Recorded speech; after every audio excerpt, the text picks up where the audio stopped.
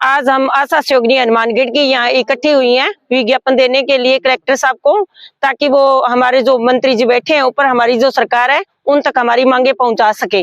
देखो, हम बहुत कम मानदेय में काम करते हैं, जो इतना तो मानदेय शायद किसी को नहीं मिलता। एक लेडीज होके हम घर घर जाके इस सर्दी के अंदर भी काम करते हैं। हमारा काम का कोई टाइम नहीं है, हम काम करना चाहते हैं, लेकिन हम चाहते हैं कि सरकार हमारा भी भविष्य उज्जवल करे, हमें पूरे जो हमारा पूरा मानदेय बनता है वो वेतन में करे। देखो, 2004 से लगे हुए हैं और आज हमारी रिटायर होने की उम्र आ गई, लेकिन आज तक हमने हमारी सेवा दी और समाज की जो स्वास्थ्य विभाग है उसको कहां से कहां तक लेके आ गए।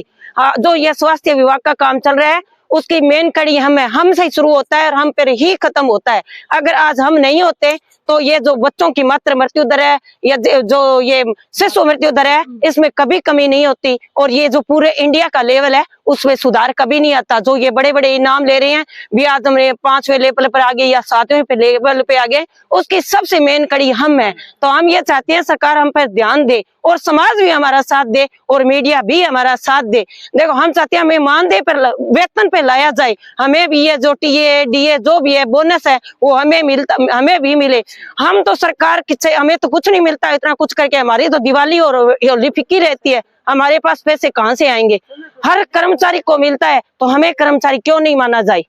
ये जो सरकार ये बिल्कुल भी पैसे नाम मात्र के लेके जो सेवा के रूप में हमें ले रहे हैं, तो मैं सरकार से और हर उस आम आदमी से जो ये कहना चाहता है कि ये सेवा करे, सेवा भाव है, तो आप क्यों नहीं करते फ्री में सेवा? हमें ही क्यों लिया जाता है? क्योंकि हम गरीब तबके से हैं, हमारे पास पैसा नहीं है और हमें उस वक्त तो ये कह के लगा दिया गया, देखो आपका हम बहुत कुछ करेंगे, आपका बहुत कुछ करेंगे। सरकारें आती हैं चली जाती हैं, लेकिन हमारा कुछ नहीं होता। हम चाहते, अब हम ऐसे हो गए हैं कि घर घर ज्यादा घूम भी नहीं सकते। हमारी जो ये स्वास्थ्य है वो भी एकदम ऐसा हो गया कि हम कोई और काम भी नहीं कर सकते। तो हमारा जो आगे का जो ये बुढ़ापा है वो कहाँ सुरक्षित होगा? हम ये अपनी सुरक्षा मांगते हैं सरकार से, आम आदमी से, और जो ये सरकार है उससे भी हमें हमारा भविष्य दे, ताकि हम हमारा भविष्य उज्जवल कर सके। हमने समाज के लिए बहुत कुछ किया है, सरकार के लिए बहुत कुछ किया है। आज सरकार का वापस लौटाने का वक्त आ गया है।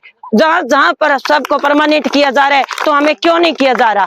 सरकार जो ये हर जगह प्रमोशन मिलता है, आशा वहीं की वहीं से रिटायर हो रही है, जहां से लगी थी सिर्फ सेवा भाव से, और सेवा भाव पे ही रिटायर किया जा रहा है। रिटायर पर नाम पर भी कुछ नहीं दिया जा रहा।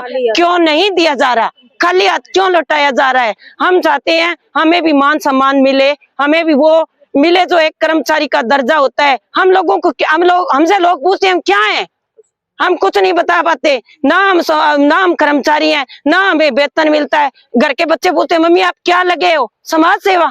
सारी उम्र हमने समाज सेवा की है, हमारा क्या है? हमारा भी तो कुछ करे। हमारी सेवा का फर्ज नहीं है क्या सरकार का? जो वोट लेने तो आ जाते हैं हमारे पास, हम वोट देते हैं, मजबूरी है वोट डालना तो, लेकिन करे क्या? किसे दे वोट? कौन हमारी सुने? हमारा सुनने वाला चाहिए कोई एक जो हमारी सुन सके। इसलिए हम सरकार को जगाने आए हैं।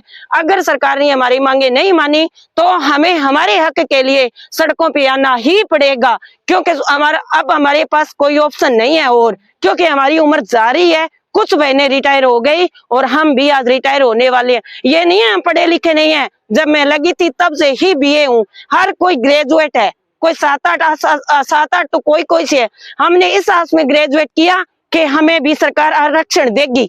हम क्यों नहीं एनएम बने? इतनी सेवा, इतना नॉलेज होने के बाद भी हम एनएम क्यों नहीं बन सके? हम सुपरवाइजर क्यों नहीं बन सके? क्योंकि कहीं ना कहीं ये सरकार की कमी है। और कुछ हम चाहते हैं हमारा समाज भी साथ दे, वो भी हमारे साथ आए, हमारे लिए लड़े, क्योंकि हमने एक छोटे से बच्चे से लेकर और बूढ़ों तक का साथ दिया है। तो आज सब हमारा साथ दे। मैं यही कहना चाहती हूँ कि हम आशा से ऐसा ना रहे, हमें भी कुछ मिले, हम भी सम्मान से कह सकें कि हम आज ये सरकारी कर्मचारी है, हमने ये सरकारी कर्मचारी अपने हाथों में ली है।